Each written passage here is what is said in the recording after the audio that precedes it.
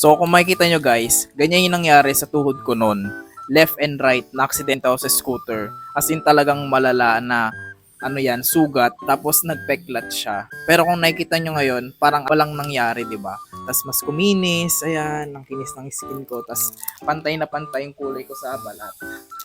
Ito yung ginagamit ko, yung Milky Gluta. Pero bago yan, ipapakita ko muna sa inyo yung nangyari nung nawala na yung sugat at nag-heal na siya.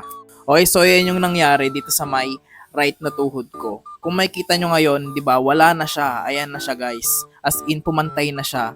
Ultimo yung keloid dito sa may tuhod ko na wala siya.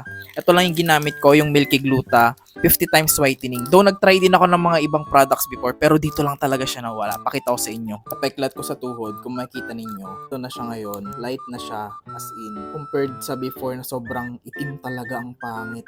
Pero ayan guys, tignan nyo oh. Sobrang pumapantay na siya sa kulay ng balat ko. And pawala na talaga siya. Ultimo yung keloid na nandito is nawala talaga siya guys dito sa sabon na to. 39 pesos lang ito. Scar remover siya. 50 times whitening scar remover. Yung Magical Glow. Kaya kung sa may mga meron ding mga peklat ang problema dyan, ayan. Ultimo yung keloid guys. Hindi ko akalain. Nawala talaga siya. Tapos as in nawala na yung sobrang pagkaitim niya. Ayan oh. Kumpara dun sa dati na may keloid dito, ang pangit-pangit na sobrang itim. Halos pumapantay na siya sa balat ko. Basta continue ko lang itong gagamitin, continuous use lang hanggat sa pumantay na talaga sa kulay ko. Para sa may mga peklat, problema yung peklat kahit matagal na yan. Ito, continuous use nyo lang ito kasi scar remover to, 50 times whitening siya. Andyan, mas magandang matry nyo yung product para malaman nyo kung effective siya or hindi. Itong sabon na to kasi guys, ang focus niya is for skin whitening talaga siya. Pantanggal ng mga dark spots din siya, yung mga hindi pantay na kulay na balat, ayan. Kung gusto nyo pumantay yung balat nyo and magputis gatas, nakakatanggal din siya ng mga pimples, ganun, nakahelp siya na magtanggal ng mga pimples, ma-prevent yung pimples aside sa skin whitening. For milky white skin ito and anti-aging. 11 years old pataas pwede na dito.